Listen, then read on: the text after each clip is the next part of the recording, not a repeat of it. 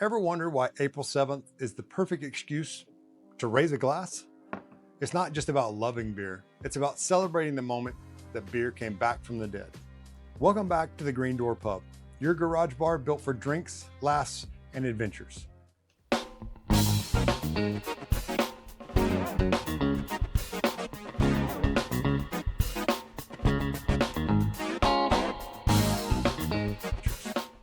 My name's Scott. If you're returning, I'm so glad to see you again. If this is your first time, welcome. Today, we're heading out to celebrate National Beer Day. April 7th, 1933. After 13 years of Prohibition, Americans could legally buy beer again. That first sip, pure freedom. Prohibition began in 1920. 13 years of bootlegging, speakeasies, and beer gone dark, until the people and the beer fought back. Here we have what your beer would have looked like just after Prohibition, either light or dark. Not a lot of variety here. If you want to see an example of pre and post-Prohibition beer, just visit McSorley's Old Ale House in New York. Opened in 1854, it's the oldest continually operated saloon in the US. They have only two choices, a light ale and a dark ale. This is a cream ale. The cream ale was born in the United States mid to late 1800s as an answer by ale brewers to the growing popularity of lagers brought over by German immigrants. While lagers were clean, crisp, and easy drinking, traditional English-style ales were more robust. To stay competitive, American brewers created a hybrid. Cream ale is technically an ale, fermented with ale yeast at warmer temperatures, but it often undergoes a cold lagering phase, just like the lager would, which gives it a cleaner, smoother finish than most ales. After Prohibition, cream ale became even more popular, especially among larger regional breweries. One of the most iconic examples, Genesee Cream Ale, launched in the 1960s and remains a flagship representation of the style today.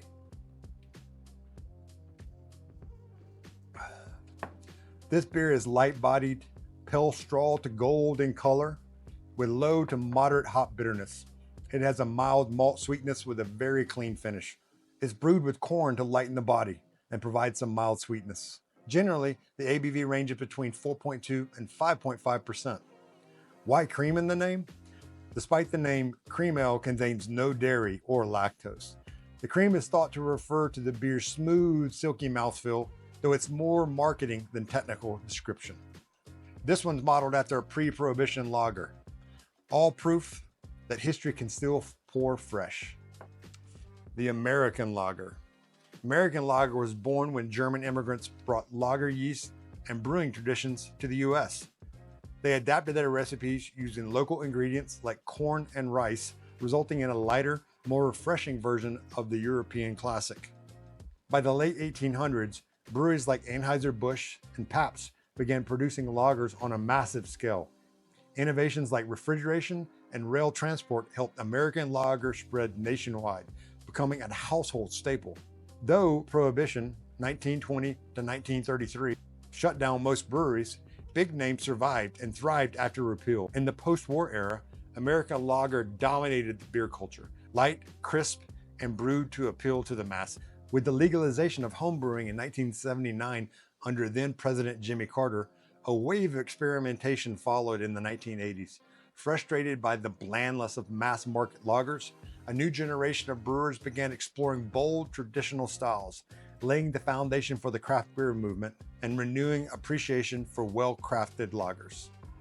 Today, many craft breweries are now revisiting pre-Prohibition lagers, offering crisp, clean, flavorful takes on this foundational American style.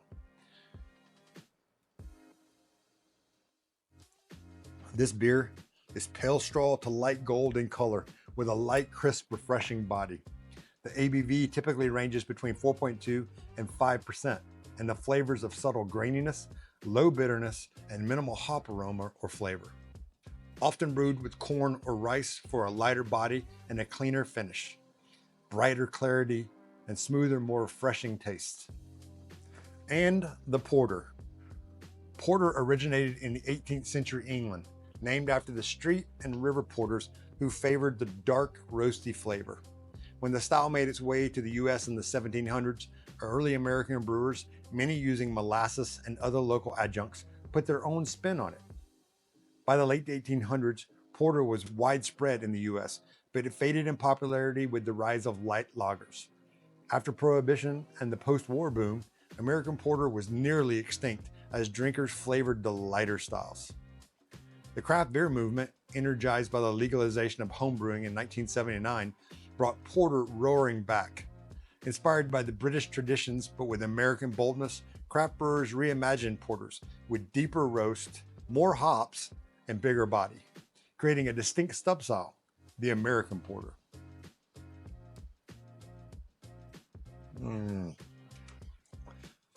This beer is dark brown to black color with flavors of chocolate, coffee, and roasted malts, sometimes having a slight hop bitterness.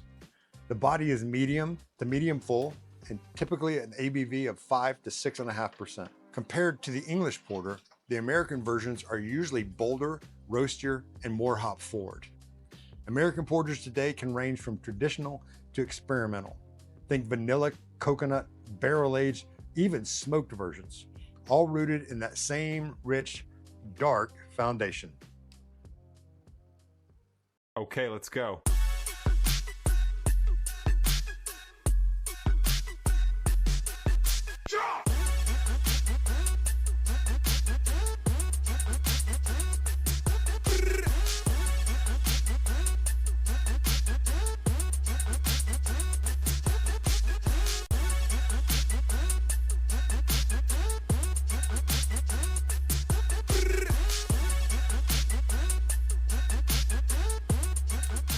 I've made my way to Little Brother Brewing in Kernersville, North Carolina, one of the many small breweries around North Carolina.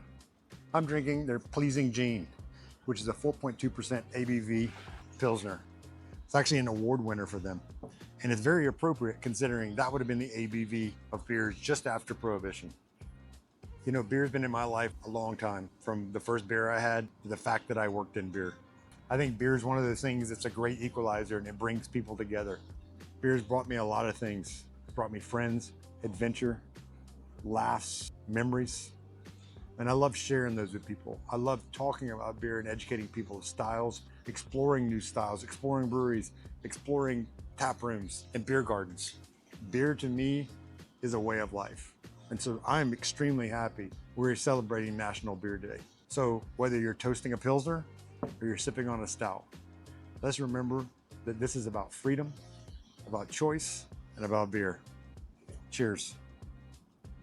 Do you have a favorite beer style? Drop it in the comments. If you like this content, hit the like button and subscribe.